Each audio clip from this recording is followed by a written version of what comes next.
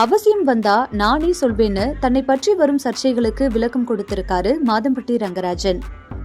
பிரபல சமையல் கலைஞரான மாதம்பட்டி ரங்கராஜுக்கு ஸ்ருதி என்ற மனைவியும் 2 குழந்தைகளும் இருக்காங்க. இந்த நிலையில அவரு தன்னுடைய காஸ்டியூம் டிசைனர் ஜாய்ஸ் கிறிஸ்டிலாவை செகண்ட் மேரேஜ் பண்ண போறதா தொடர்ந்து செய்திகள் வெளிவந்து கொண்டிருக்கு.